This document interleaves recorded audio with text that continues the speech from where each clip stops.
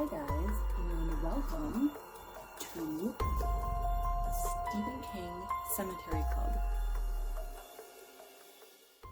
Hi guys, we are going to discuss trucks today, and this one is pretty terrifying in certain aspects. I think this is a very well written story, and it dumps us into the middle of the action. So we are in a diner, and we never really find out the name of the main character.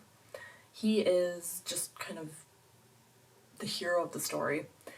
And we have a boyfriend and girlfriend. We have a salesman type person. We have a counterman who is running the diner. And we have a trucker. So these are all people who are in the diner at the time that the story begins. So we find out that there are 7 or 8 large trucks, more like semis, so like a huge truck.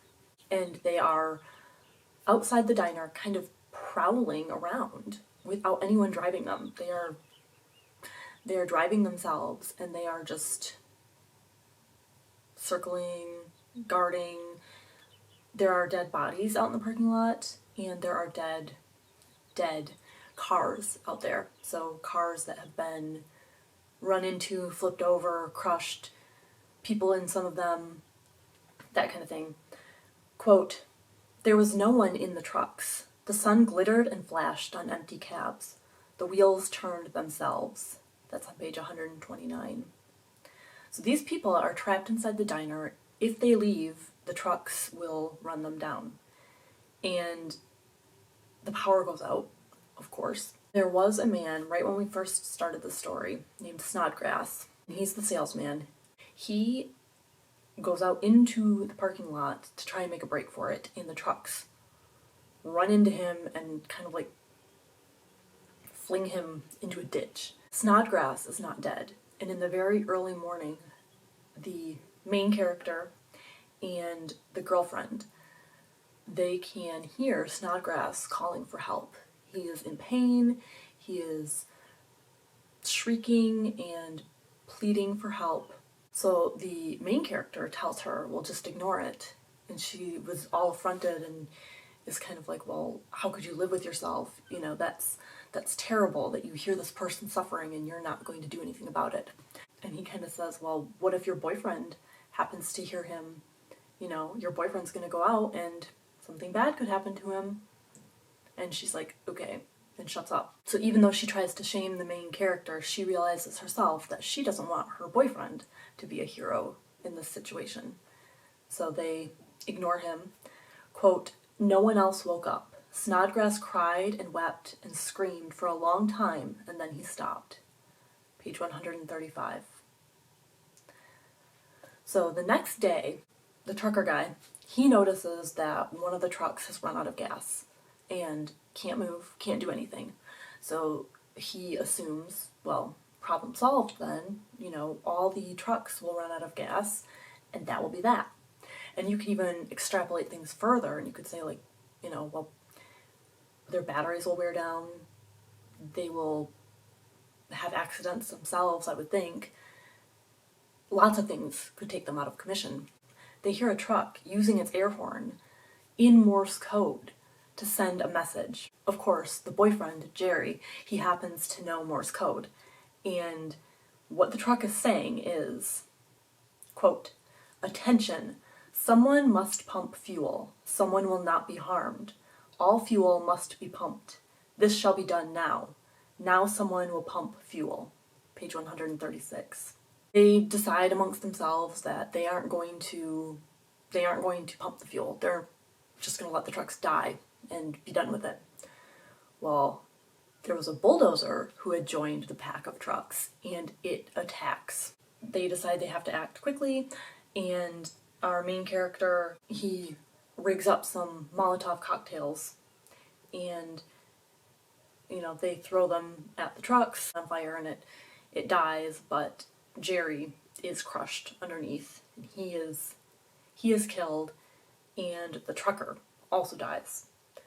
So the only three people left are the counterman, the main character, and the girlfriend.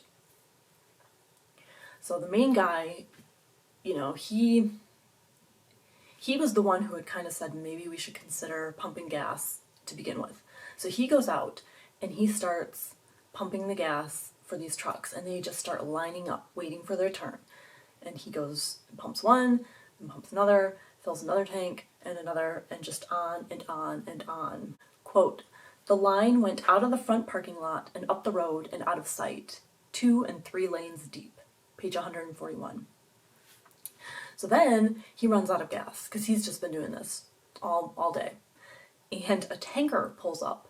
And so the guy, the main character, he fills up the gas tanks with the hose from the tanker, which I don't think I would know how to do that. Oh, consciousness twinkled away to a point where I lost track of time and trucks. Page 141.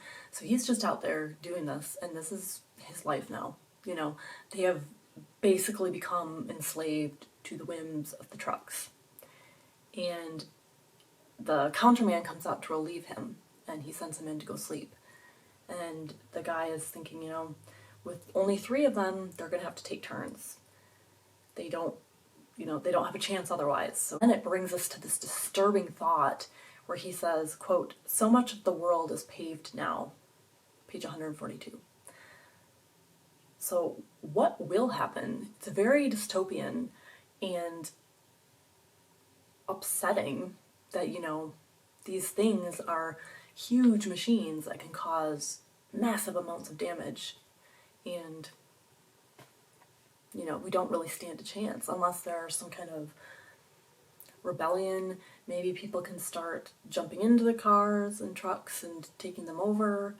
What caused this to happen? What set this in motion? You know, why did they have this ability to drive themselves? You know, hopefully the people will prevail, but he was also talking about how, you know, these are huge trucks. They could just start laying asphalt down anywhere they want. They could fill in any space that's not paved. They can go off-road, all this stuff. And then we have the even bigger problem, like what if it's not just trucks? What if it's huge boats who can do this? What if it's airplanes? What if eventually all the machines just start taking over? So we are left with a rather dystopian future, and the radio had gone out and they don't have a way of calling around. So until they can find other people like them, they have no idea what the situation is, you know, around the city, let alone the state or the country or the world. So that's another thing. Maybe it's a localized problem. We don't know.